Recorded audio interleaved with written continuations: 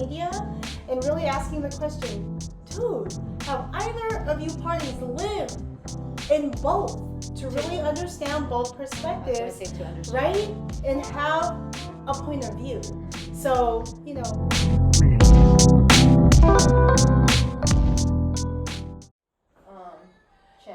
5-hour energy drink. Where do you get all this energy, Josh? Like really? I don't know. Like what? Corning in 1, 2. 5-hour energy drink. This is just a test.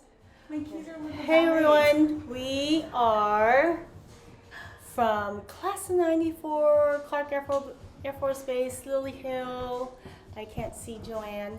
And we decided to do a quick podcast about some of the viral conversations that have been happening on social media lately, from the Filipino versus the Phil-Am perspective. And so we thought, us coming from dependents of military parents that were stationed in the Philippines, we could probably shed some light on some of the dialogue and conversations that have been happening.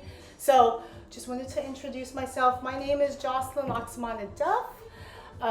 My dad was in the Air Force and was stationed at Clark Air Force Base for 2 assignments. So we have lived there for 2 tours and have been able to experience the livelihoods of being Filipino and Filipino-American. So go ahead, Shannon. I am Shannon Law. Some of you might know me by Shannon Sampaga as my maiden name. We were at Clark. We were stationed at Clark from 86 to 91, a week before Mount Pinatubo erupted. And my dad was in the U.S. Air Force. My name is Joanne Yalong. My dad was also stationed at Clark Air Force Base. We were there for, I would say, 2 assignments as well with my dad from the year of 86 to 1990, maybe 89, 90. So that was before the Pinatubo as well. All right. So I told the girls we had such a awesome weekend here in San Diego. We're actually scoping out some venues to have a reunion next year, July 2024. We share so many experiences with each other, but I thought this was such a good opportunity to have a dialogue about this topic. But we wanted to start off by like lukewarm topics, right, ladies? Mm-hmm. So we want to talk about out of your tours and your experiences living at Clark Air Force Base in the Philippines, Lily Hill, mind you, what seemed to be the most memorable, and it could be anything, most memorable experience for you? I'm gonna start with you, Joanne. I say,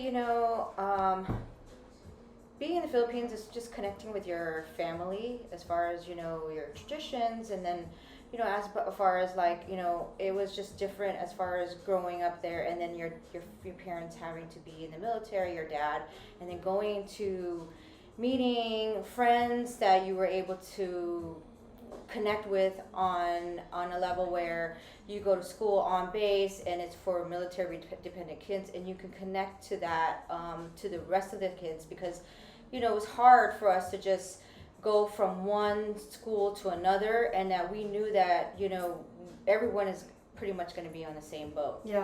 So that was my greatest experience, I think, just meeting the same friends and experience.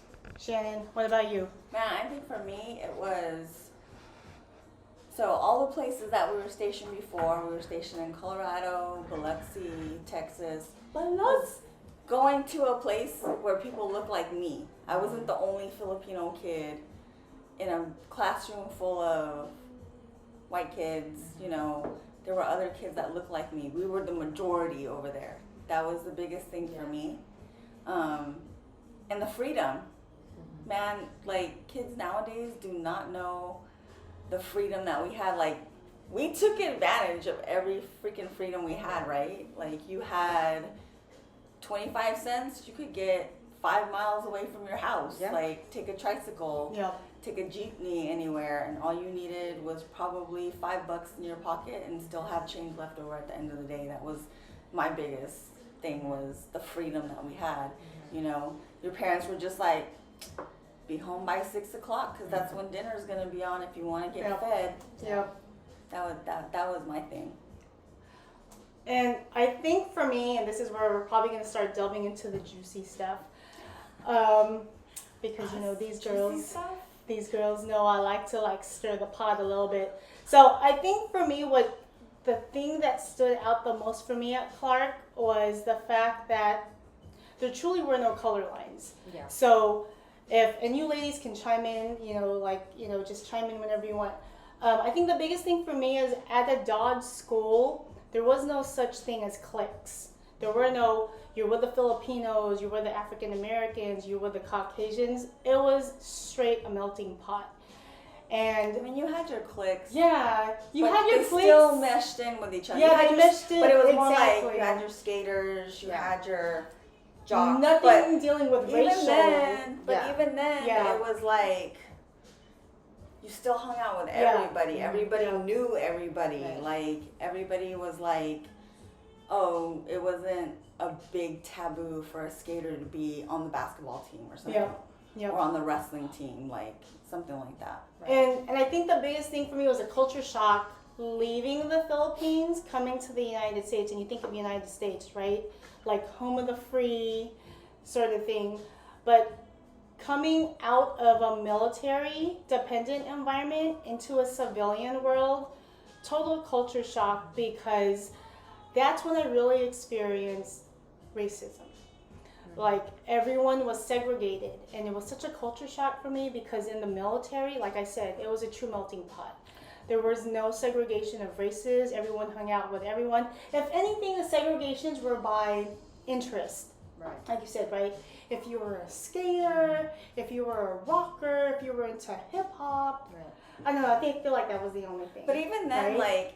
so you had your off-base people, you had your on-base people, you have your people that lived in Carmenville or Villa Sol. So you could be a skater at school, but once you got on that bus, and if your skater friends weren't there, dude, you were hanging out with the Villa Sol people. Yeah.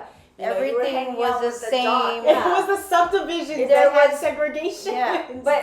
But at the same time, represent Diamond subdivision. We didn't have like the kind of hazing. Like I remember going to a new school after the Philippines, going to North Dakota. I was like, dude, are they gonna start doing things like, what are swirlies and stuff like that? Like, do they do stuff like that? Is there, new kid hazing kind of stuff? Because for us, if you were the new kid, everybody was like, oh, everybody wanted to be your friend if you were the new kid. There was no, I'm going to sit in the table by myself. They wanted to actually know the new kid. We wanted to know the new kid. I mean, wanted to be the first person to be best friend. To be friends. To be friends was actually true. That was that. It was a competition to know who that friend was, right? Yeah, who the new kid was. But, we all been through it. I mean, nobody can really relate, I believe, just for some of us that we've experienced. I mean, every 2 years of moving to a different school all the time, that had to be hard. Yeah. Because I know, for me, I had to get used to it because my dad moved every 2 years, and I was always the new girl on the block in school, And then you kind of just get used to it, and you tough it out, and you're just like, well, this is it. Whoever's going to be friends with me, then so be it, because you kind of know it's such a different vibe, right, as far as going to another school versus when you were at Clark Air Force Base, Lily Hill, right, or Wagner or Wordsmith. The only thing that I can remember, and of course that might be true for even now living here in the States, was those that were not born as, and I know, so this is where we're going to start getting a little juicy, right? And it might seem a little controversial. And this is just kind of therapeutic for us, I feel. So.